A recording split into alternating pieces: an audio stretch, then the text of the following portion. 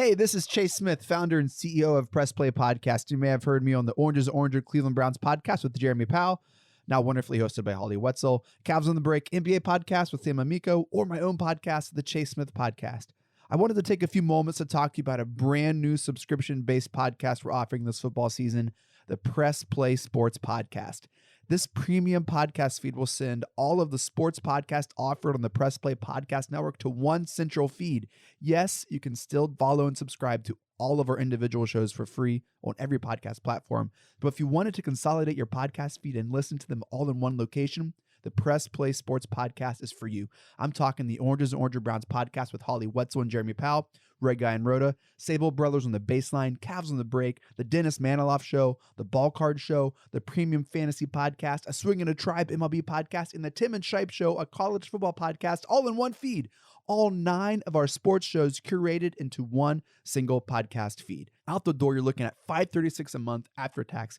That's $5.36, just about the cost of a drink at Starbucks. And this is only offered on Apple Podcasts. You can't get this anywhere else. It's an Apple Podcast exclusive. Just go to the search bar and search Press Play Sports. It'll come up and you can subscribe from there.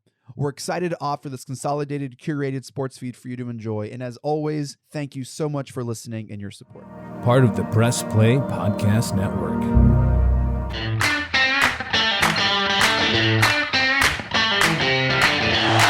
be up to the offensive line. No, Prince's going to throw for it.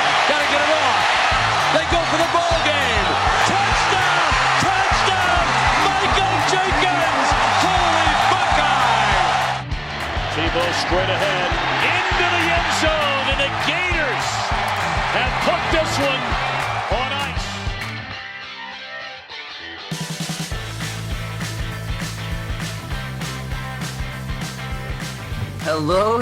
Hello, and welcome to the Tim and Shipe Show. This is a college football podcast. Thank you so much for joining us. We're part of the Press Play Podcast Network, and Tim and I are going to be talking all things college football, everything that happened last week, our expectations for the upcoming week, and so much more. So hang in there. We're going to have a lot of fun doing it. Tim Jones, how you living, my brother? I'm better today. I was not in a great mood Saturday night, but you know what? Life goes on. Yeah, I felt for you, man. That's a tough way to lose to. You guys drive all the way down there, and we'll get into it. But, man, that was tough. It was tough. Yeah, college football is alive and well. The Big Ten season kicked back off, and Ohio State played really, really well against Rutgers. Tim, we'll get into the Florida-Kentucky game. I imagine that's going to take up a lot of the time today. But did you watch the Ohio State-Rutgers game? Yeah, actually, for once, they were on a different schedule this week, so I did watch a really significant amount. I got distracted by a couple other games. There was some good football this weekend, but I did try to make a priority to watch Ohio State until they really started blowing out Rutgers, and I got distracted by some other games. But the important parts I watched, and I was definitely impressed with the way Ohio State overall, they played well. So Ohio State played really well, and C.J. Stroud, he looked really good. So here's where I'm at with C.J. Stroud. I have to caveat this because it is Rutgers, right? You kind of have to put that little asterisk by it, because there were a lot of throws that I think would have been intercepted had they been playing better opponent. You know, he threw some that were in the defender's hands that they dropped, you know, and a lot of times you're not going to get away with those, you know, in the upcoming weeks when you play Penn State and hopefully like Iowa in the Big Ten championship game, things like that. So it's just, I still think there's a lot to clean up, but man, there's a lot about CJ Stroud that I liked last week. Yeah. So, I mean, what do you think this statement makes for CJ Stroud versus the other quarterbacks? I think it's a clear message, right? Like, he is the guy moving forward. Yeah, he's the guy moving forward. And I'm not even worried about, you know, Kyle McCord or Jack Miller, anybody like that, passing him up. I think that Stroud is going to make a real run at the Heisman just because of the talent he has around him. And then it's going to get really interesting next year when Quinn Ewers learns the offense. I mean, do you sit a Heisman Trophy candidate quarterback for a freshman? You know, these are the things that I think are going to make the offseason really interesting. So CJ Stroud has nothing to all that to say. CJ Stroud has nothing to worry about this year, but I'm just really intrigued by what's going to happen in the offseason. Well, and an asterisk, I would say, you know, a caveat to that would be, CJ Stroud playing, and he's losing 2 incredibly talented wide receivers that he seems to have really good chemistry with. Yeah. He loses those 2 guys. They have to kind of start over. Not that the receivers coming in won't be talented, but it's just a little bit of different mindset, different chemistry moving in with new players. So if he struggles at all, I think there's automatically this QB controversy potential of this guy is hyped big time versus a Heisman candidate. What do we do? Right. It could, and it's going to cause division in the locker room. There's going to just be a lot. So when one way or another, no matter what way you go, fans, as soon as CJ Stroud messes up next year, fans are going to be, whatever the AR-15 equivalent of Quinn Ewers will be for Ohio State. Because I'm sure the AR-15 chants are getting louder and louder, especially after the loss to Kentucky. Absolutely. So, I mean, I don't know if you have more you want to talk about this game or we want to go moving forward. What are your thoughts on what other highlights were there for this game? Sure. I guess I'll wrap it up really quick because it was a blowout. It's good to see. I'm seeing a lot of, at least in the national media, Ohio State's back. Ohio State's going to contend. If Ohio State played Penn State today, Ohio State has a really good chance of winning, and we still see Ohio State in the conference championship. So it sounds like a lot of the national doubters are getting back on board with Ohio State. They're ranked 7th, I think, in the AP poll, just below, was it Oklahoma? I think they're the top ranked 1-loss team at this point. So just a lot of positives coming out of Columbus and last week. Yeah. Well, I'll give the same hesitation I gave last week. Like, not to downplay Ohio State's performance. They played extremely well. Yeah. But this is a Rutgers team whose best victory in the season is over Syracuse, who just lost to Florida State. So I just want to say, like, they have a lot of work to do. And I know they lost to Michigan in a close game, and that matters. And I understand all that. But that was also in Michigan versus at home against Ohio State. So I would have expected them to show up a little more in Ohio State, and I understand that. But I just think there's still a lot of work to do. There's still some pretty tough games that Ohio State has to work on, starting this weekend against Michigan State. Yeah, I think this upcoming weekend we have Maryland, and then I think it goes. Sorry. I'm sorry. I'm looking at Rutgers' schedule. That's my bad. It's so embarrassing. That's okay. Yeah, you're right. They're playing Maryland this weekend. Yeah. And then is it Maryland, then Penn State, I think? Indiana. They got Indiana. Maryland, Indiana, Penn State. Yeah. So after a bye week. They have a bye week after Maryland. Okay. Yeah. So, I mean, they have Maryland, hopefully they can, Tagovailoa can throw as many picks against us as he did against Iowa this week.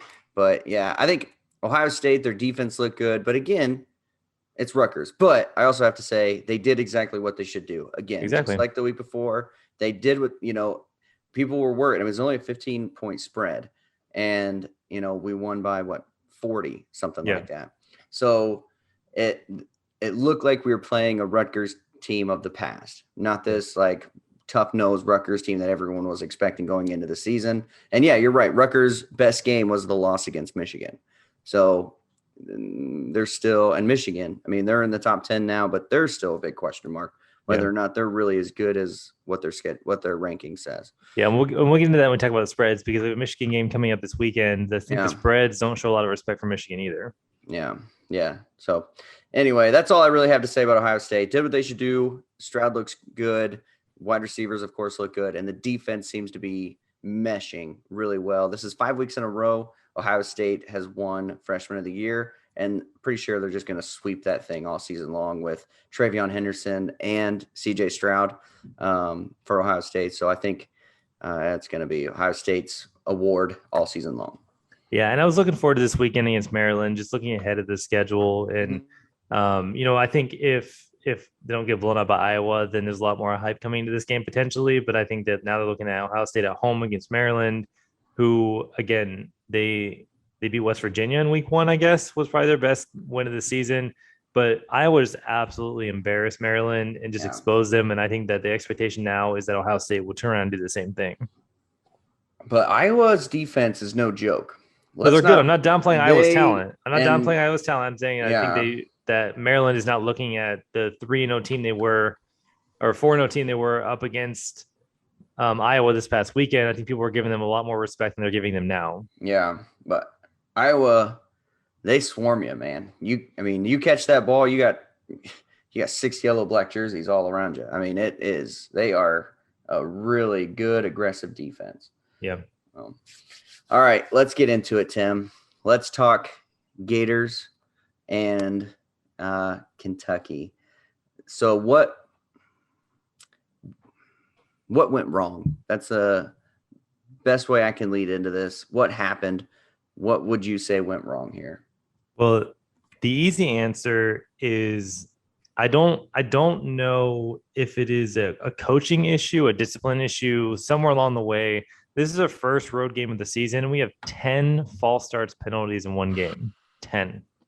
Like, I'm sorry, 60,000 fans in Kentucky are not an excuse for 10 false starts penalties. That's just embarrassing. And it was at terrible situations too, where Florida had reasonable, second down, third down situations, even fourth down situations. And these penalties killed us. It was absolutely detrimental. And, Emory Jones was okay.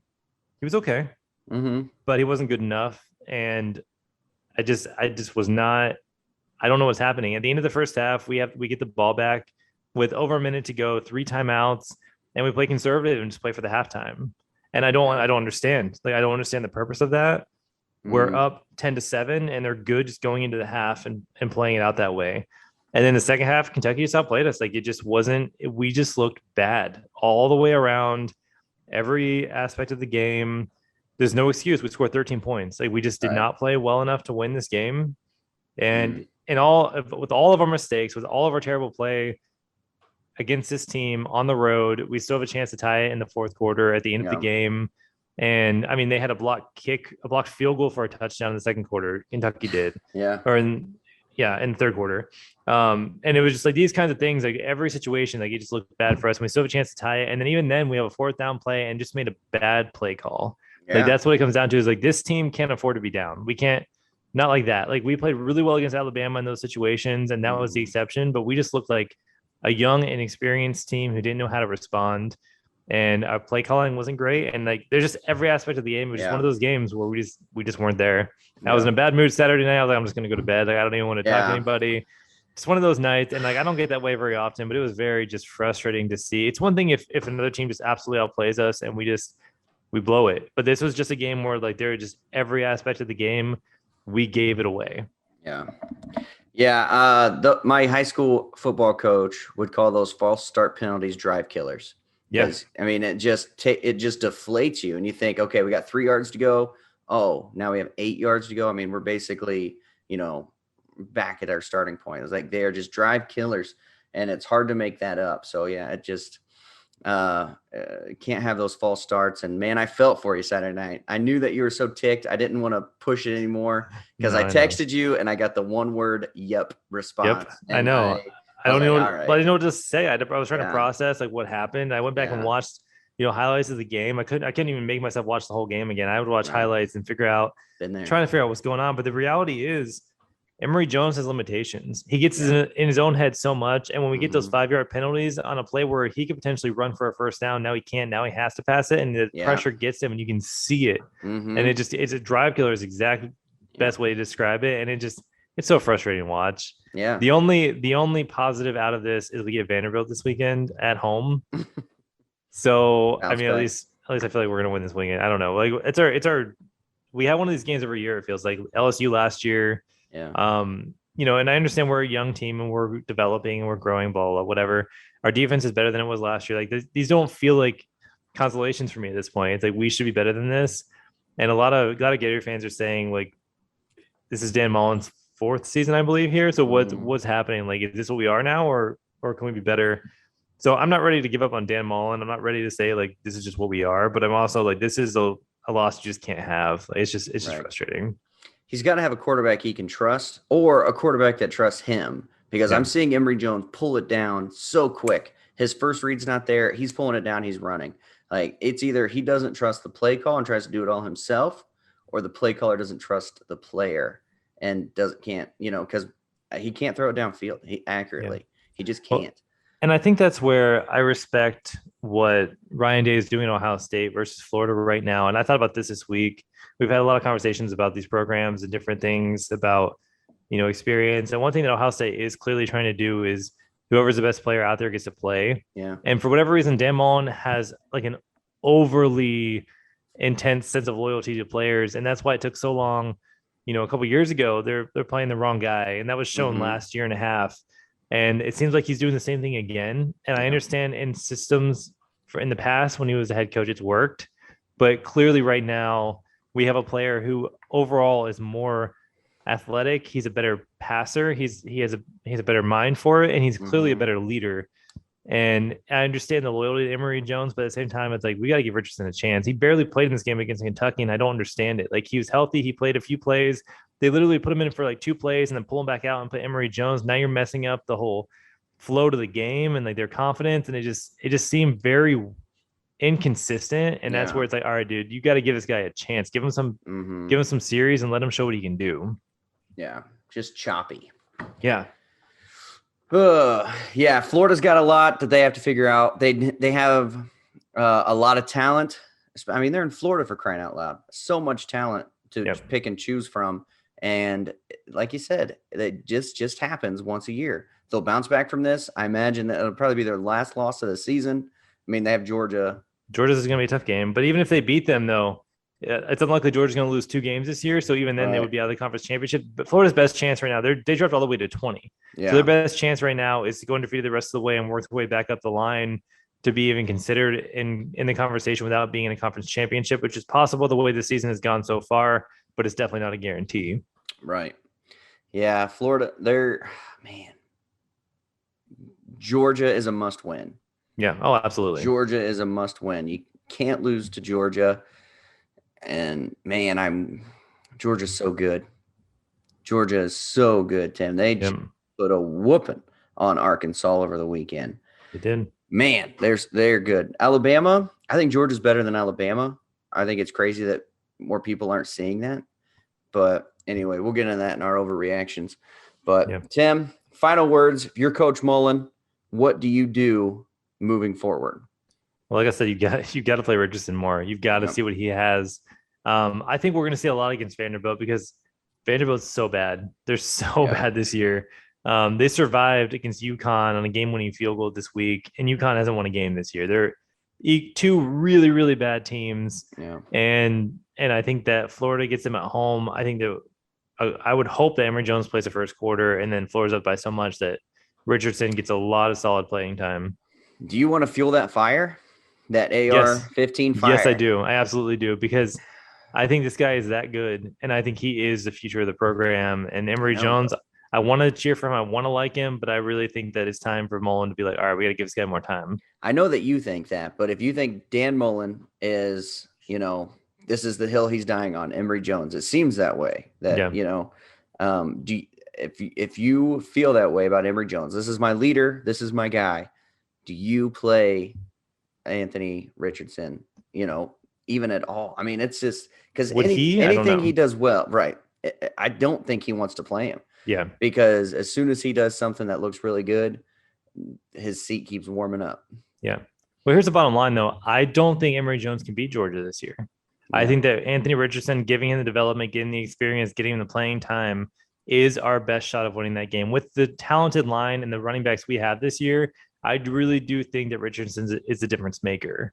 Mm-hmm. And we're at a point, a crossroads right now. We have Vanderbilt and we have LSU after that. And so if we don't make up our mind right now what we're going to do moving forward, the LSU game isn't even an automatic guarantee. Like, if LSU watches this highlight of this game and they're like, all right, this is what we got to do to beat this team. Yeah. Even Ed Orgeron can figure this out. I mean, this is where we are. Yeah. A lot to answer, a lot of tough stuff. And it's going to be a rough week of practice for the Gators. They got to get their heads right. How are they going to respond? When I was looking at Ohio State, so we look at Ohio State, after they lost to Oregon, what was our expectation for the Tulsa game? That they're going to come out fired up and just run over them, and they didn't. And at that point, that's when people started hitting this panic button. And the last 2 weeks, things have looked good, and so that's what Florida. They have to come out and just roll over Vanderbilt to get that locker room back and to get people believing again. They have to do what they have to do. Yeah, totally agree. No. Anyway, let's move on. Overreactions of the last week. Tim Jones, what is an overreaction that you have? Wisconsin is terrible. Are you ready to jump on board that train with me now? Are you with me now? Bad. I'm with you. Wisconsin's bad. I re-listened to our episode this morning on the way to work, actually, when you were trying to defend Wisconsin and be like, yeah, they're good. No, they're bad, right? I'm so used to Wisconsin being good, but they're not. Yeah. Okay. They're bad. That was it. That was my first one. It's not. That's not even an overreaction. That's just a reaction. That's just reality. That's just bringing me up to your overreaction. That's just bringing me along to your initial overreaction. Yeah. Okay, my overreaction. Oklahoma is the worst undefeated team. Maybe I think if I were to rank them based on how good I think they are, they'd be out of the top 20. Wow. Top 20? Yeah. Of how good they are against. So it's clear. So, I mean, the top 4 teams are SEC and Big Ten teams, right? Yeah. And then, then you have Cincinnati, who's really good. So I would put Coastal Carolina. No, maybe they might beat them. I mean, I would put the top 7 teams in the Big Ten as being better than them, and the top 9 teams in the SEC as being better than them. So I'm gonna be honest. I wanted to say it's an overreaction, and then I just double checked Oklahoma's schedule this year. Outside of the Western Carolina game where they beat them 76-0, these are all one possession games. Every single game they've had this year, they're not that impressive at all, especially on their defense. No, I said this at the beginning of the season that Rattler is not good. Do you remember that? Yeah, I do. Very clearly. I called it. He is not good. And I'm on that train right now. I totally agree with you. He has not been very impressive, especially when it matters. Yeah. He's not that good. Spencer Rattler is not that good. And it's time for him to either step back or for him to step up. Ooh, I should t-shirt idea. Step back or step up. Anyway. Yeah, I'm with you 100%. I can't argue with anything that you're saying right now because I absolutely agree with it. Yeah, I think you could argue Wake Forest is better than them. You could make so many arguments that there are teams out there that are much more deserving, and the only reason they're even in the top 10 right now is because they're undefeated. And I think that's hog water. I don't think that should make a difference. If you beat Kansas State by 6 points, you shouldn't be in the top 10. Yeah, I think they're getting the benefit of the doubt based on their coach and the fact that they've been able to win the Big 12 before, which who cares? Like, it's garbage. All right. Well, my next overreaction is that, and you're not going to like this one at all. Ohio State is not the best team in the state of Ohio this year. There, I said it. I would love to see them play. Hopefully we get a chance in the playoff. But Riddler, he will be the top quarterback in the draft. He is really, really talented. And like his teammates just love him. Like he's just such a good leader. And he's got it all, man. He's got all the intangibles. Yeah, Ritter is legit, especially in Notre Dame. He played so well. He did so well. That team is good. Their defense is good. He's good. Like they have a good team this year. They're very good, but Ohio State's better. I understand your reaction, but Notre Dame, we've been questioning them all year. They're not that good. It's a good win for Cincinnati that will put them in the college football playoff, because if Notre Dame, flip it, say Notre Dame beats Cincinnati, you better believe that that's a feather in Notre Dame's cap.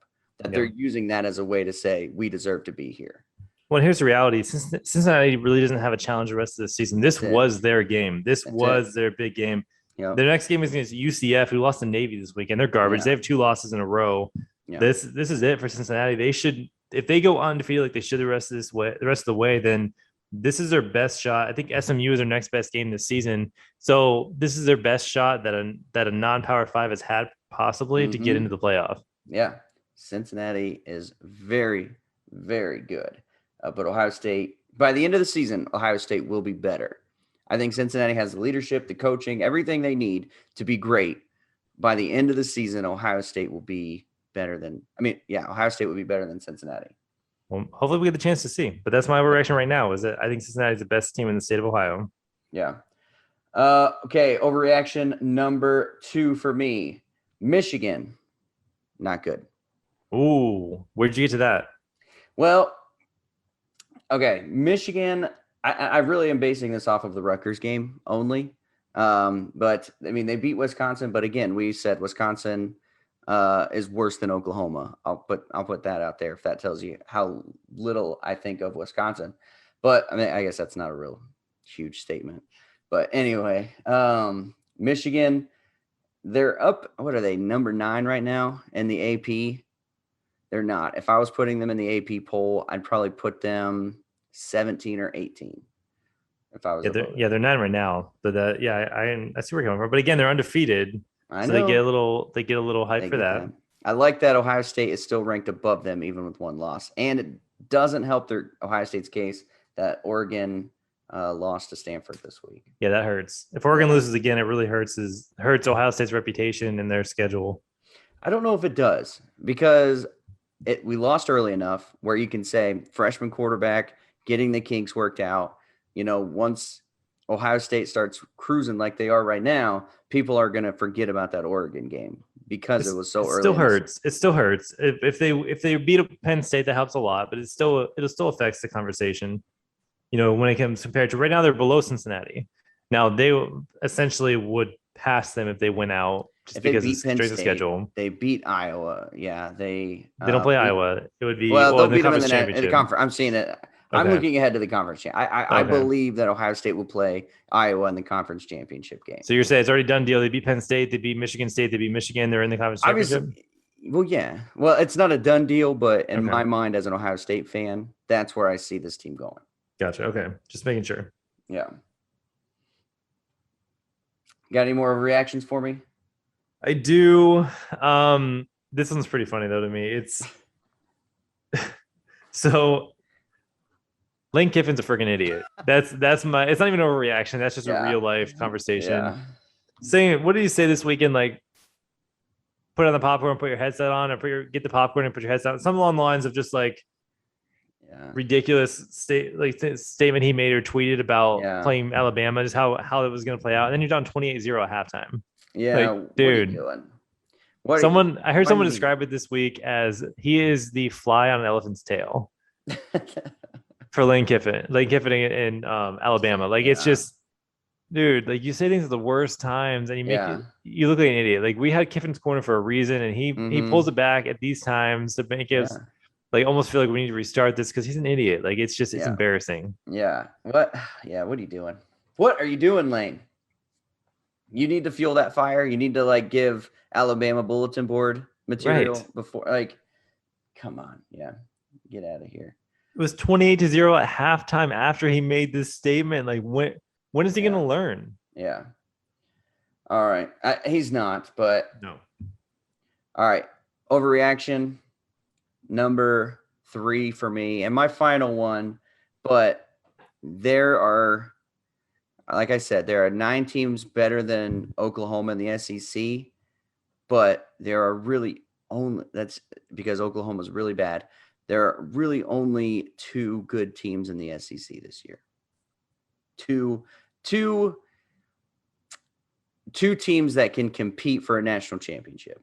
No, not even that. There are only 2 dominant teams. I don't know. How do I want to say this? Because I don't want to be hyperbolic, because Florida's a good team. Texas A&M is a good team, but they're not. No, they're not. Texas A&M is not a good team. Texas A&M, they're good. They're not. They're not good. They lost again. Yeah. They're not a good team this year. Is Florida a good team? If you're not a Florida fan, do you look at Florida after losing to Kentucky and say Florida's a good team? So is it even hyperbolic to say that there's only 2 good teams in the SEC this year? All right, let me ask you this. You want to go a different route? How many good teams are there in the Big Ten this year? Iowa, Penn State, Ohio State, Michigan State. Those are the ones off the top of my head. Michigan State, you already told me last week you said how bad Michigan State was. They were not a good team. All of a sudden, you're jumping back into a good team. Last week, you said they were not a good team. It's like good. That's where we have to like. It's a silly line that we're trying to tell. Here's my issue with what you said last week. Last week, you said good is relative to the team. That's not the standard. The standard should be college football. Period. That's what. Okay. That's where the good standards should be made. Good. We're having silly conversations of good versus great versus elite. You know what I'm saying? Like, it's all. But good is not relative to the team's success in the past, which is what you tried to say last week, and that's where I'm like, all right, I'm bringing this back up to make a clear point. I probably said something stupid last week. I've been known because I mean, Penn State plays Iowa this weekend. One of those teams is going to be good. One of those teams is going to be okay after this weekend. One of those teams is going to be great, and one of those teams is going to be elite and can compete for a national championship.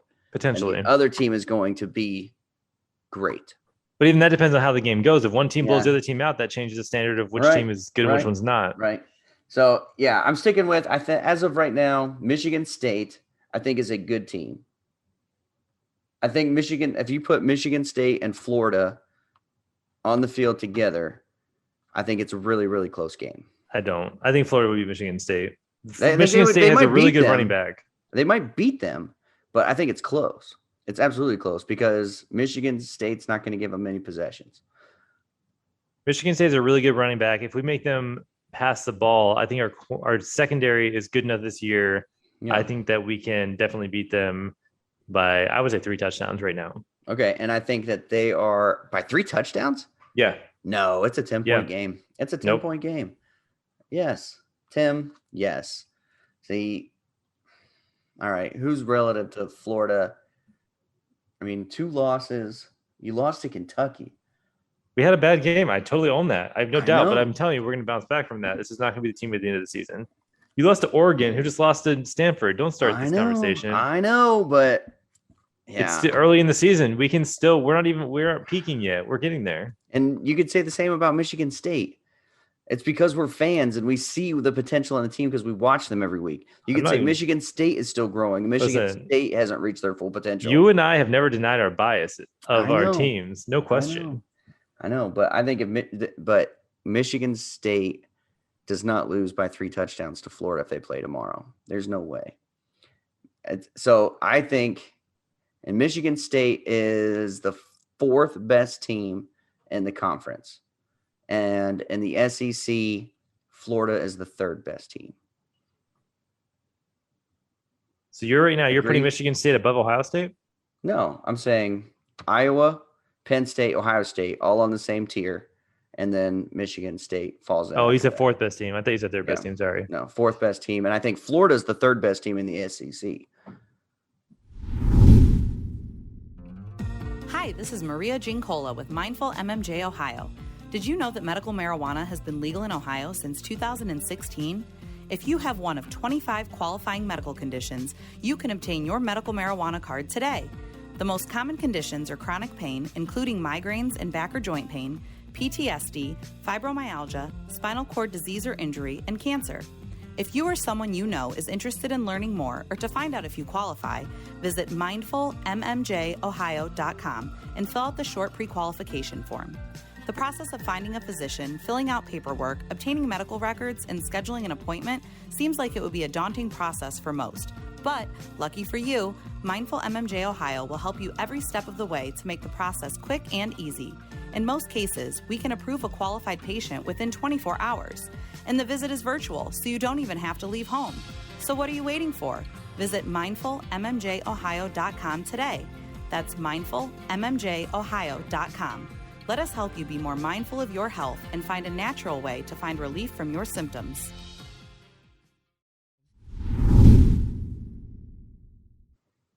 Yeah. I mean, again, I'm obviously biased, but, I think just looking at who else is there? I mean, I admit the SEC is struggling with this year. Kentucky right now is actually ranked ahead of Florida because they're undefeated. Right. I don't know. We'll see how they are at the end of the season. Mm-hmm.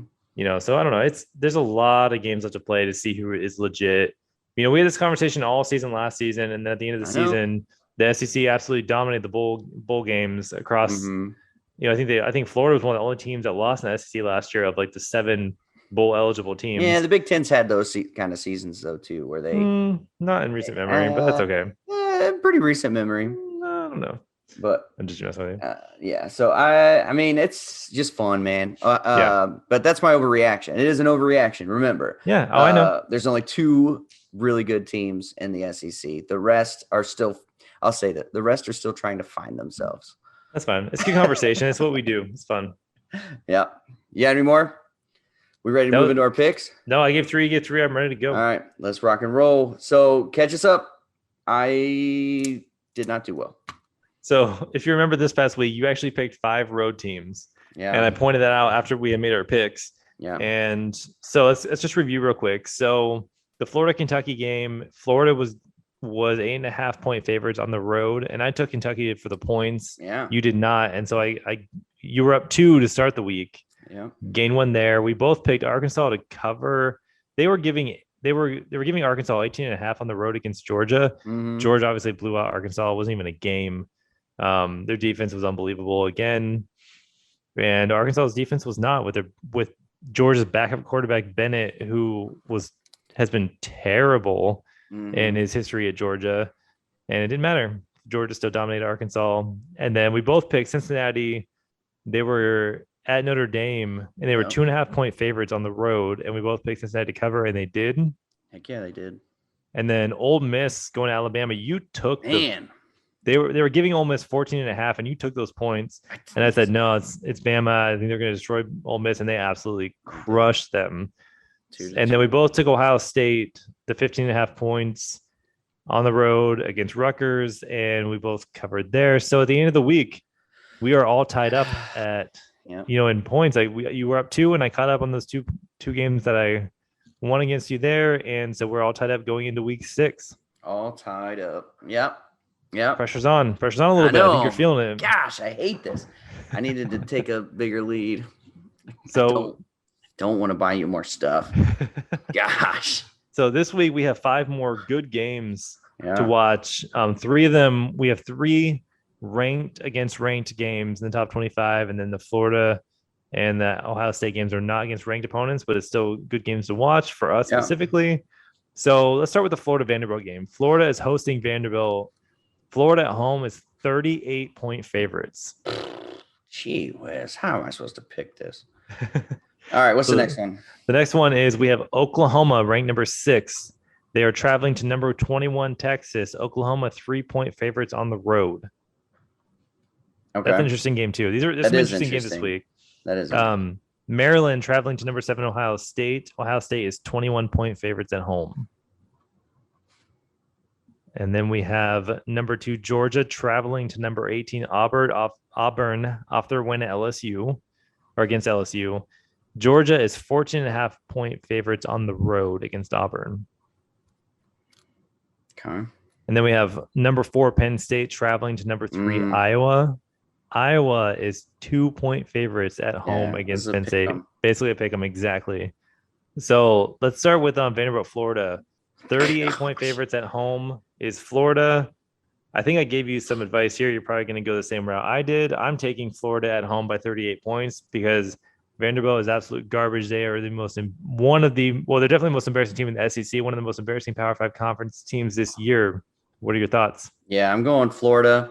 It's like, so again, what is going to be the bounce back response for Florida this week? Is it going to be like Ohio State where they kind of drag their way through like they did against Tulsa, or are they going to bounce back like we know they can? So yeah, give me Florida. I'm seeing a 42 points for margin here.